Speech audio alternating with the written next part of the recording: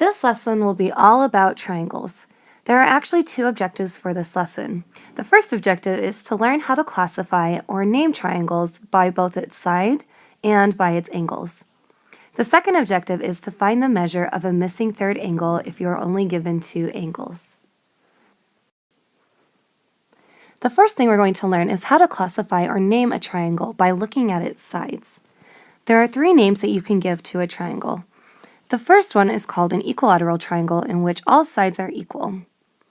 These triangles look like this. And as you can see, I tried to make all the sides equal with each other. The second triangle you might have is called an isosceles triangle in which only two sides are equal to each other. This triangle might look something like this, in which you only have two sides that are the same length. The last triangle is called a scalene triangle in which no sides are equal. A scalene triangle might look something like this.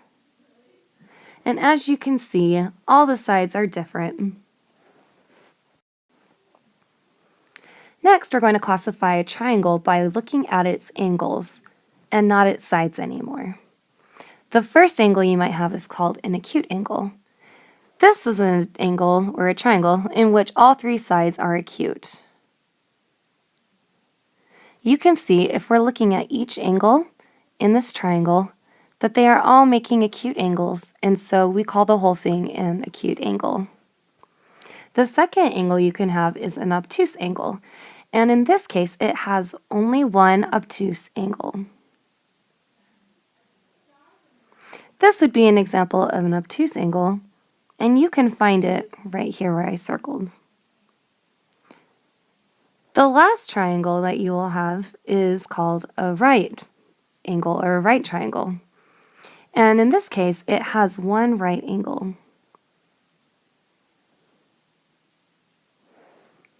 I'm going to circle the angle next.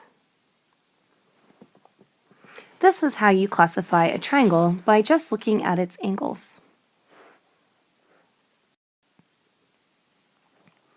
We can class a triangle by both its sides and by its angles.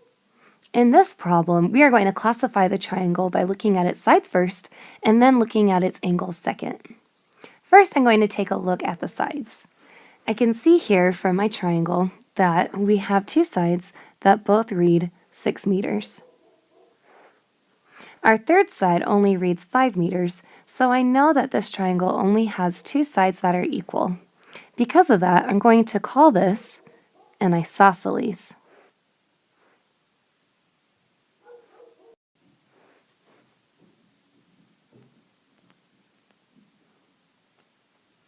Next, I'm going to look at this triangle by just looking at the angles. Well, I can see I have an acute angle here, here, and here. So, because all three sides are acute, this is going to be called an isosceles acute triangle. This next one I want you to do by yourself, so feel free to pause. First, we're going to classify this triangle by its sides and then by its angles. I'm first going to take a look at the sides. I see that this one is 10 feet long, we have 11 feet long, and 3 feet long here. They're all different side lengths. Because of that, I'm going to call this one scalene. Next, I'm going to take a look at its angles. Because right here I can see a right angle, this whole triangle would be called a scalene right triangle.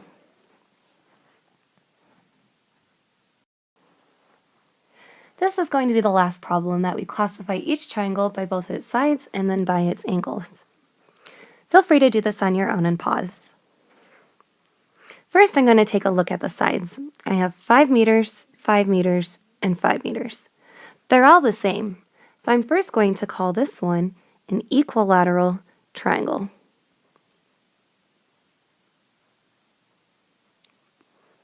Next, I'm going to take a look at all of its angles. Looking at all its angles, it says that each of them are 60 degrees. To me, I know in my head that that means that they must be acute. So this is going to be an equilateral acute triangle. The second objective of this lesson was learning how to find the measure of a third angle. First, you must understand a few things about triangles. To demonstrate this, we're going to talk a little bit about how many degrees you can even find in both a quadrilateral and in a triangle. First thing I'm going to draw for you is just a plain, ordinary rectangle. This is a quadrilateral because it has 4 sides.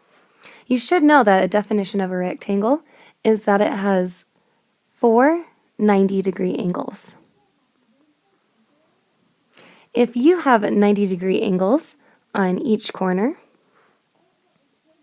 altogether,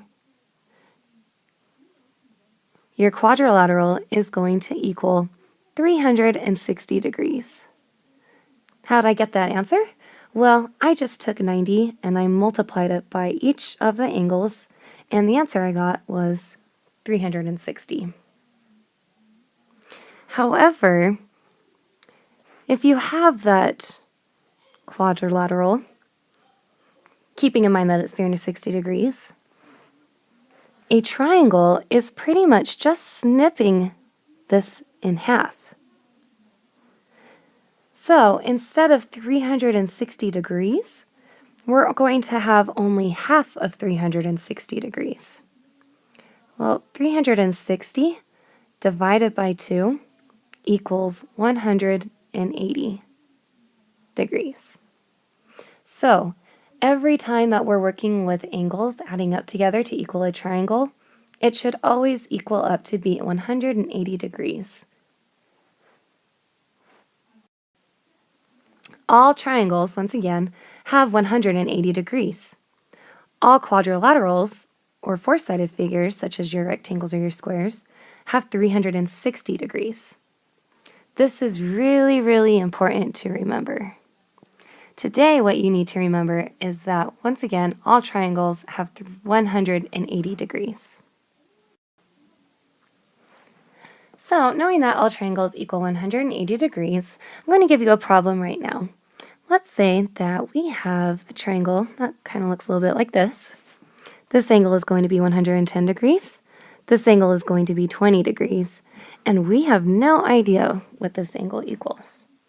Well, we know that when we add up all the angles in a triangle, it should be equaling 180 degrees. So there are a couple ways of doing this.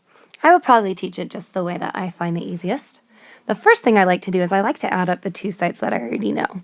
So I'm going to go ahead and add up 110 plus 20. And my answer is going to be 130.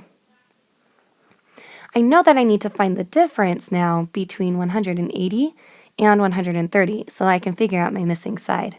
So I'm next going to take my total of 180 and subtract 130 from it. The answer I receive is going to be at 50 degrees.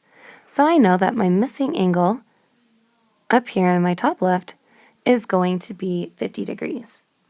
Now, I can always go back and check and add up my 3 angles to just double check to see if it equals 180.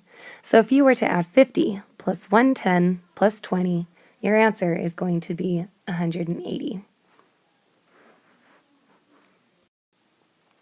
I want you to try this problem now on your own. Let's say that you have a triangle and it's going to be, let's make it a right angle. And so this one is going to be 90 degrees, of course. We're going to say this one over here is going to be 50 degrees. And you need to figure out what is this missing angle. Go ahead and pause so that you can solve. What you should have realized is, once again, these are all going to be equaling 180 degrees total. So I'm going to take what I know, add it together. My answer is going to be 140. Next thing I'm going to do is take 180 and find the difference so I can figure out my missing angle. If you were to subtract correctly, your answer would be showing up as 40 degrees as your missing angle. To double check my answer, I could add 50 plus 90 plus 40 and just double check to see if it equals 180 degrees. I'm going to give you two practice problems. Try this first one. This first practice problem is not going to give you any type of triangle or visual to look at. I'm just going to tell you the degrees. I'm going to tell you that the first degree is going to be 57. The second one is going to be 32. And you need to figure out that missing angle that I didn't give you. Once again, you can pause and solve. How I would go about figuring this out is I would add 57 degrees plus 32 degrees. My answer is going to be 89.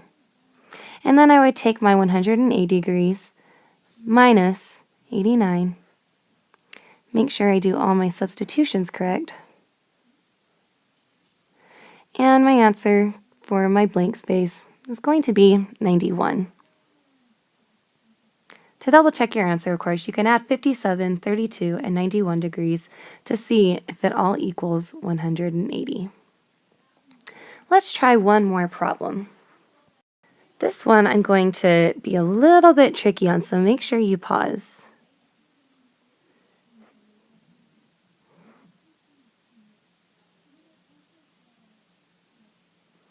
Go ahead and solve.